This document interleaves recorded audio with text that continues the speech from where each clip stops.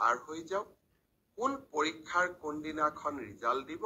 মই ডেট আৰু সময় দুইটাই আপোনালোকক জনাম এইকেইটা দিন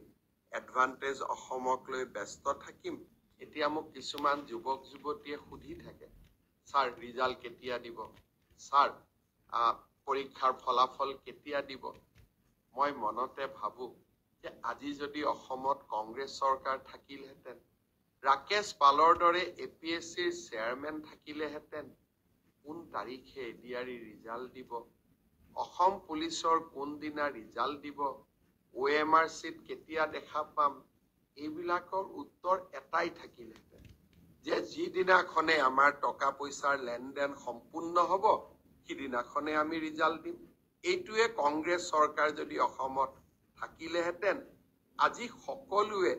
এই এটাই উত্তৰ লাভ কৰিলেহেঁতেন আপোনালোকে যেতিয়া মোক প্ৰশ্ন কৰে মই যিহেতু কংগ্ৰেছ চৰকাৰৰ দিনতো এই গোটেই পৰিৱেশবিলাক দেখা পাইছিলো মোৰ মাজে মাজে মনত হাঁহিও উঠে আৰু মাজে মাজে মই চিন্তাও কৰো যে আজিও যদি অসমত কংগ্ৰেছ চৰকাৰ থাকিলেহেঁতেন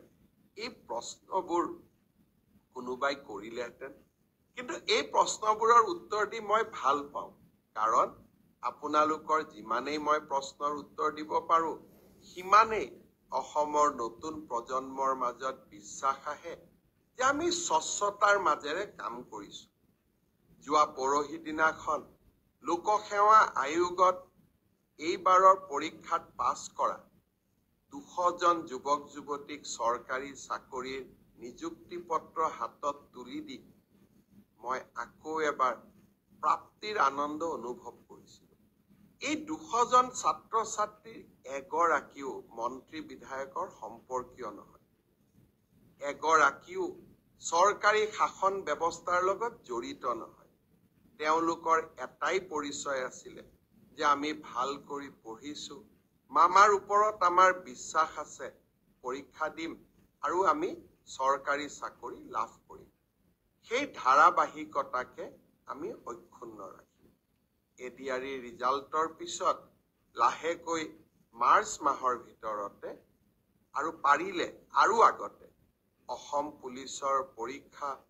আৰু আমাৰ শিক্ষক নিযুক্তিৰ যিটো প্ৰক্ৰিয়া আমি আৰম্ভ কৰিছিলো তাকো আমি আগুৱাই লৈ যাবলৈ চেষ্টা কৰিম শিক্ষক নিযুক্তিৰ কথা মনলৈ আহোঁতেই মই আকৌ এবাৰ গৌৰৱ অনুভৱ কৰিছো যে অসমত 2008 চনৰ পৰা মাত্ৰ 8,000 টকাৰে কন্ট্ৰেকচুৱেল টিচাৰৰ কাম কৰি থকা আটাইকে যোৱা 15 তাৰিখে মই নিয়মীয়া চৰকাৰী চাকৰিৰ নিযুক্তি পত্ৰ তুলি দিবলৈ সক্ষম হলো আকৌ এক প্ৰাপ্তিৰ আনন্দ